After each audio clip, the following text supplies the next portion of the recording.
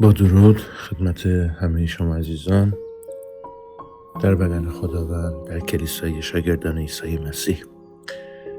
روز خوب، پربرکت، پر از حضور خداوند رو براتون از خداوند می‌طلبم. میخوایم امروز با هم دیگه در مورد ثمره دروغ و ثمره صداقت با هم صحبت کنیم. امروز خیلی از ماها از دیگران از همدیگه میشنویم که خط قرمز من دروغه. ولی آیا خط قرمز در مورد دروغ گفتن یا دروغ شنیدن این دوتا متفاوته؟ آمین که خط قرمز همه ما دروغ گفتن و دروغ شنیدن باشد، نه فقط دروغ شنیدن. با یک مقدمه خیلی کوچیک شروع میکنم که اصلاً دروغ چیست، چه کاری انجام میده، تا بعد به اصل موضوع بخوایم برسیم. عزیزان، دروغ یکی از بزرگترین، خوب دقت کن، یکی از بزرگترین ابزارهای شیطان برای فریب انسان است. کتاب مقدس به ما هشدار می‌دهد که دروغ نه تنها باعث جدایی از خدا می‌شود، بلکه عواقب ویرانگری نیز به همراه دارد. در مقابل صداقت قرار گرفته. صداقتی که به سوی برکت حضور خداوند است، دروغ دقیقاً سد راه و برخلاف این حرکت خواهد کرد. امروز میخوایم ببینیم که دروغ چه ثمره‌ای داره و چرا پنهانکاری، نگفتن حقایق هم نوعی دروغ است و کسانی که دروغ وارد زندگی خود، وارد روابط خود میکنند، باید انتظار چه چیزی رو داشته باشند. آمین. پس اول با هم بیاین دعا کنیم که خداوند زبان ما رو، گوشهای ما رو، افکار ما رو تقدیس کنه. هللویا. خداوندم شکرت میکنم پدر بابت این لحظه، بابت این وقت که بار دیگر در این روز رستاخیز ستای خداوندم میتونیم در کنار هم، در کنار فرزندان تو باشیم، با هم از کلام همیشه زنده تو بخونیم و برکت بگیریم. میطلبم امروز به جمع ما، به کلیسای خودت و به کلام خودت برکت بدی و ما رو بلند کنی تا آنچه امروز بر زبانهای ما جاری میشه در اراده تو باشه، برای جلال تو باشه، برای نزدیک شدن و زندگی عمیق‌تر با تو باشه خداوندم. و همچنین گوشهای ما رو تقدیس کن تا آنچه که میشنویم هم تنها و تنها اراده و خواست نیکوی الهی تو باشه خداوندم. گوشهای ما رو ببند به روی هر دروغی، بر ما آشکار کن، شفاف ساز دروغ‌ها رو، فریب‌ها رو، دسیسه‌ها رو، تا در نام توی خداوندم، در نام قدوس عیسی جان، پر جلال و پر ثمر در تو قدم برداریم. در نام تو دعا کردیم و به نام تو عیسی جان دریافت میکنیم با شکر و سپاس. آمین. آمین. خب عزیزان، دروغ و عواقب اون در کتاب مقدس چگونه هست؟ کلام خدا بارها درباره خطرات دروغ هشدار داده. چی؟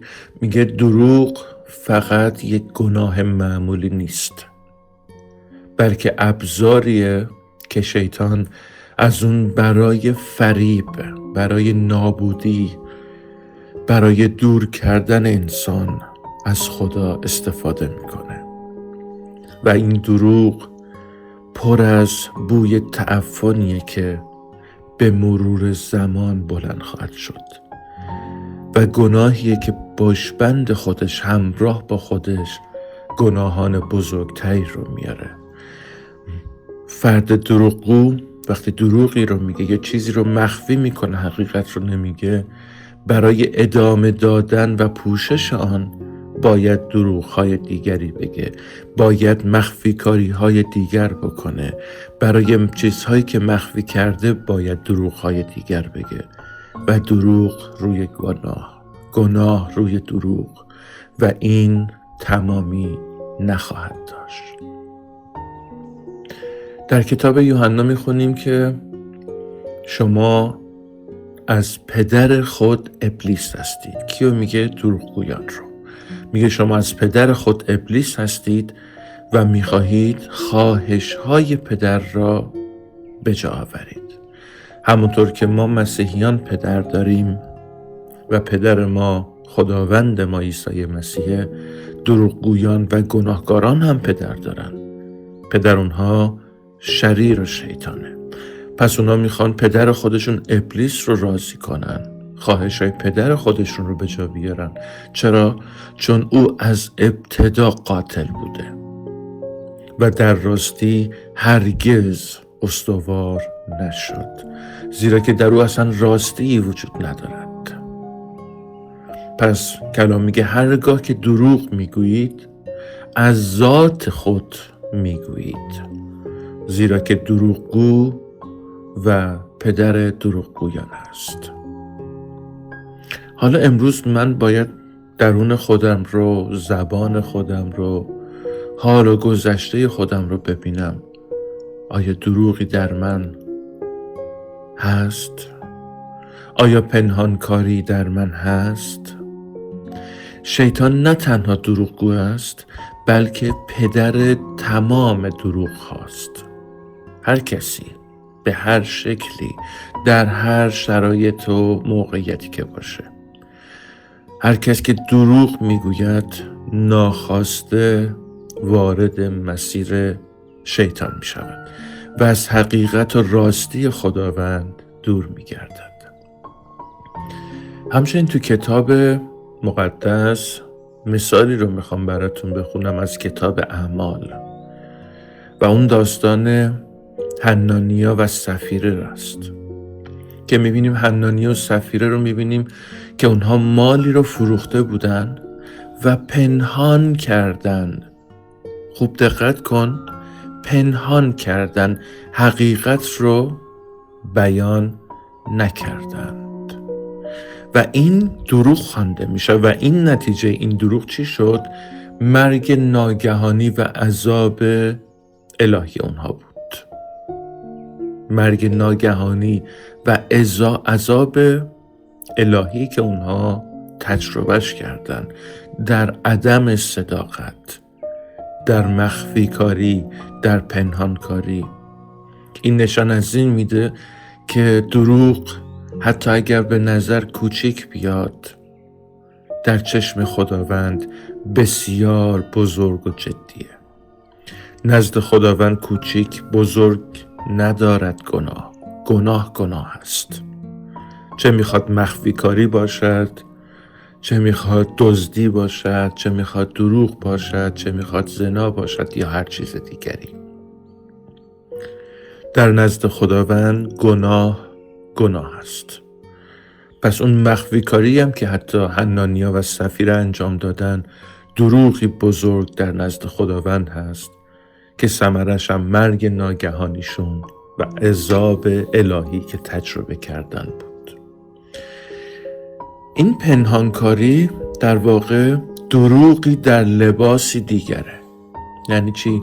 بسیاری فکر میکنن که دروغ فقط زمانی اتفاق میفته که کسی حقیقت رو عوض میکنه یا کاملا تحریف میکنه.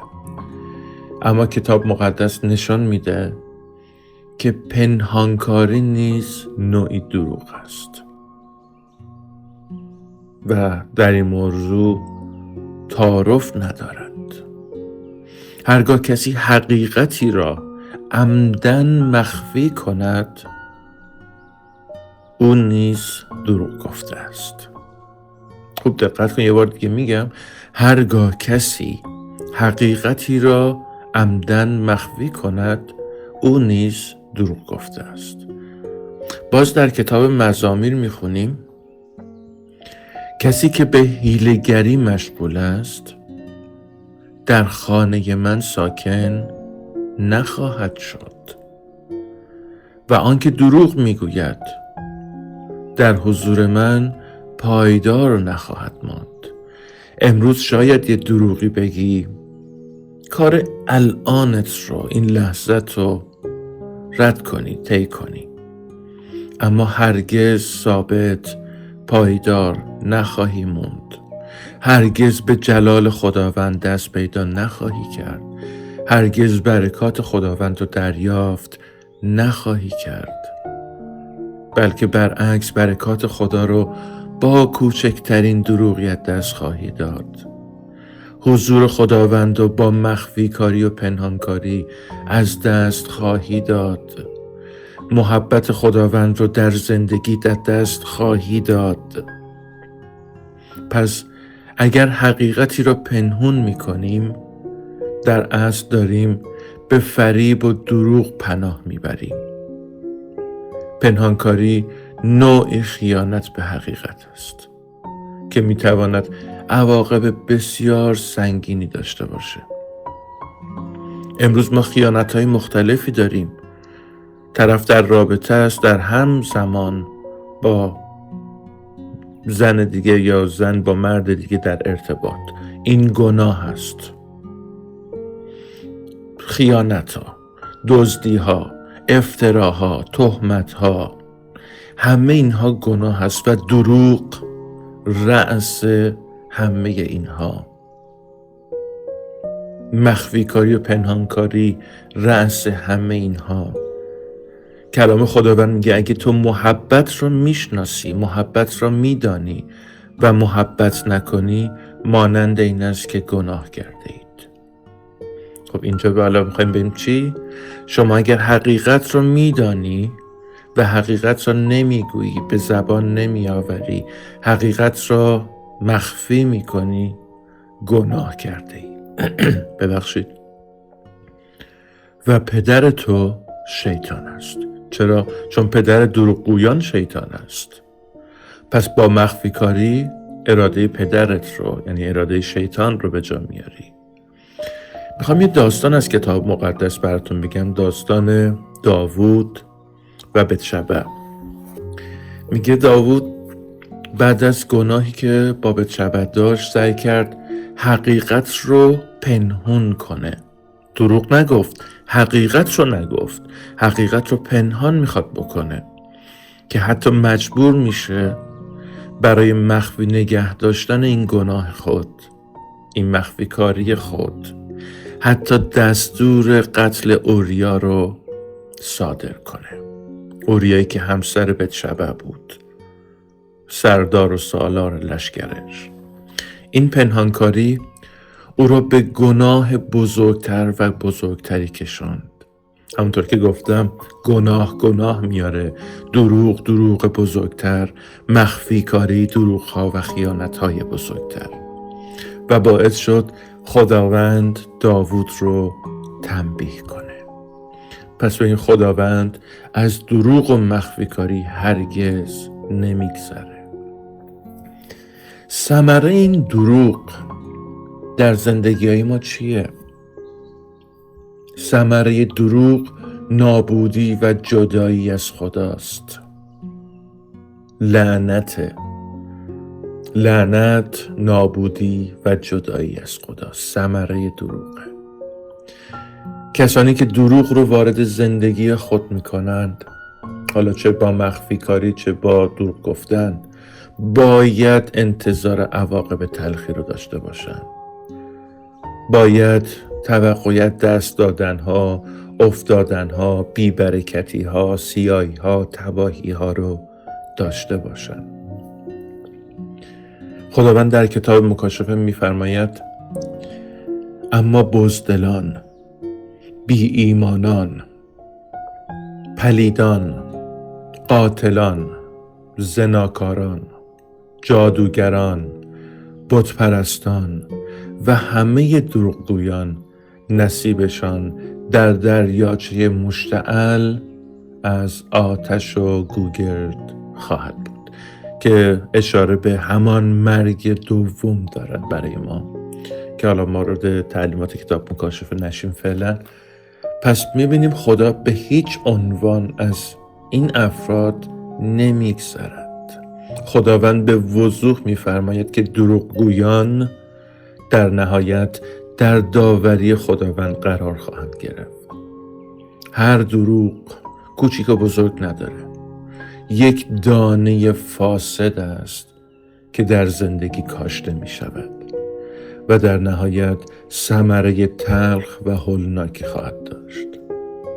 ثمره های دروغ از دست دادن اعتماد دیگران، جدایی از حضور خدا، احساس گناه و عذاب وجدان، فرو رفتن در گناه و گناهان بیشتر، نابودی زندگی، نابودی روابط زناشویی، از بین رفتن رابطه های دوستی، کلاً خرابی به بار می آورد. اما ثمره صداقت برکت و حضور خداونده، بلند شدن در خداونده. در مقابل صداقت کلید ورود به حضور خداوند، در مقابل چیزی که به دست میاریم در برابر صداقت، کلید ورود به حضور خداونده. خیلی قشنگه، تو با صداقتت میتونی به حضور خداوند وارد بشی. صداقت خیلی جا تلخی داره، ناراحتی داره، اوکی، ولی با این کلید میتونی به حضور خداوند وارد بشی. فقط با این کلید، صداقت. خدا به کسانی که در راستی زندگی میکنند برکت، امنیت، قدرت میده، حضور خودش رو میبخشه. در کتاب امثال میخونی میگه که لبهای دروغگو نزد خداوند مکروه است. خیلی قشنگه و لبهای دروغگو نزد خداوند مکروه است، اما آنانی که به راستی عمل میکنند او را خوشنود میسازند. و اما ثمره های صداقت آرامش و وجدان راحته، اعتماد دیگران رو به دست آوردنه، رابطه سالم در روابط زناشویی، در رفاقت، در مواجهه با مردمه، نزدیکی به خداوند و دریافت برکات الهیه، عزت و احترام در زندگیه. هللویا، آمین که این ثمره را در زندگی همه ما دیده شود و باشد. اما چگونه از دروغ دوری کنیم؟ چگونه در صداقت زندگی کنیم؟ بیایید روح القدس رو هر روز بطلبیم که فقط با قدرت روح خدا میتونیم در راستی مطلق و کامل زندگی کنیم. و همچنین توبه و اعتراف. اگر تا امروز دروغی به کسی گفتیم یا پنهانکاری و مخفی کاری داریم در زندگی همون، اونو به زبان بیاریم، اونو نزد اون شخص اعتراف کنیم. اگر در گذشته دروغی گفتیم باید اون رو نزد خدا اعتراف کنیم و از اون مخفی کاری، از اون دروغ دست برداریم و هر روز کلام خدا رو مطالعه کنیم. کتاب مقدس راه راستی رو به ما نشون میده. همچنین با افراد راستگو، صادق معاشرت کنیم. دوستان دروغگو ما رو نیز به سمت دروغ میکشونن، خواه ناخواه، چون شکل اونها میشیم، چون از اونها در ما رخنه میکنه، اثر میکنه. پس از دروغگویان دوری کنیم که پدر دروغگویان شیطان است. از کسانی که مخفی کاری میکنن دوری کنیم، چون اونها هم دروغگو هستند. و خط قرمز هامون رو فقط شنیدن دروغ نذاریم. اول خط قرمزمون دروغ گفتن باشه. یاد بگیرم در درون خودم، در زندگی خودم، به هر قیمتی جز صداقت چیزی از دهانمون خارج نشود که توقع شنیدن صداقت هم داشته باشیم. وقتی خط قرمزمون دروغ گفتن باشه، طبیعتاً خط قرمزمون دروغ شنیدن هم خواهد بود. بیاین با هم یک نتیجه گیری کنیم. میخوایم امروز خیلی بحث رو ادامه ندیم که به پرستش هامون و شام خداوند در این روز عزیز برسیم. نتیجه گیری خیلی راحته، نیازی به اصلا توضیح من نیست. همتون قطعاً به این نتیجه گیری رسیدید که دروغ هرگز بی ثمر نمیماند. همانطور که تو نیکویی بکاری، محبت بکاری، برداشت نیکویی محبت داری، دروغ هم بی ثمر نمیمونه. هر دروغی که گفته میشه مانند دانه‌ایه که در زندگی من، در زندگی تو کاشته میشه. دیر و زود داره، اما سوخت و سوز نداره و ثمره تلخ خودش رو به ما نشون خواهد داد. پس از دروغ به شدت دوری کنید. از پنهانکاری و مخفی کاری به شدت دوری کنید که ثمراتی هولناک، تلخ و شکست ها در پی خواهد داشت. اما صداقت در زندگی باعث برکت من و تو میشه، باعث آرامش روحانی من و تو میشه. صداقت باعث آرامش قلبی، فکری من و تو میشه. و اگه میخوایم در حضور خداوند زندگی کنیم، برکات خداوند رو هر روز به دست بیاریم، هر روز زندگیمون پر از شادی و صلح خداوند باشه، باید در راستی قدم برداریم و از هر نوع فریب و دروغ و مخفی کاری خودمون رو جدا کنیم. آمین. بیاین یک دعای پایانی رو با هم داشته باشیم، همدل بشیم، در حضور خداوند زانو میزنیم و سرهامون رو فرود میاریم. ای خداوندم، ای پدر آسمانی ما، ای شاه شاهان ما، اعتراف میکنم اگه تا امروز خواسته و ناخواسته دروغی، مخفی کاری در من، در زندگیم، در زبانم بوده، ابتدا تو منو ببخش و بیامرزم ای خداوندم و به من کمک کن که به کسانی که دروغ گفتم یا چیزی از آنها پنهان کردم، با قدرت تو، با مسح تو، با اراده تو اعتراف کنم و از اونها دلجویی کنم. خداوندم کمک کن هرگز به هیچ شکلی، در هیچ شرایطی، کوچکترین مخفی کاری یا دروغی در زبانم، در افکارم، در قلبم، در زندگیم خداوندم رشد نکنه و ظاهر نشه. خداوندم ما رو از هر نوع دروغ و فریبی دور نگه دار. کمکمون کن که همیشه در راستی و صداقت تو قدم برداریم تا مورد رضایت تو باشیم. خداوندم تو افکار ما رو، زندگی های ما رو، قلب های ما رو، گوش ها و زبان ما رو مسح کن، مبارک کن تا هر روز با تو و در تو قدم برداریم، در شفافیت و زلالیت تو قدم برداریم که تو پدر همیشگی ما هستی. خداوندم ای عیسی جان، خداوندم ما هر روز تشنه حضور تو هستیم. پس هر آنچه که باعث حتی ثانیه‌ای دوری از تو می شود، هر آن چیز، چه دروغ باشد، چه پنهانکاری باشد، چه هر گناه دیگری باشد، خداوندم این گناه ها رو تو از ما بردار. در نام قدوست می طلبم خداوندم حفاظت و حمایت همیشگی تو بر جسم و جان و زندگی و افکار ما باشد. خداوندم خواهر برادرانم رو، زندگی هاشون رو، روابط زندگی هاشون رو به حضورت بلند میکنم. در اونها تو بخرام و آنچه که برای اونها مفید است ای خداوندم پر ثمر ساز، و آن چیزی که از تو نیست ای خداوندم باعث شادی، قوت و آرامش آنها نمی شود. خداوندم تو از زندگی های یکایک ما بردار.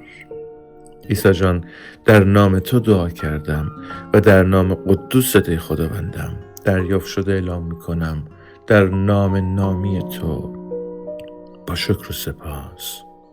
آمین. آمین.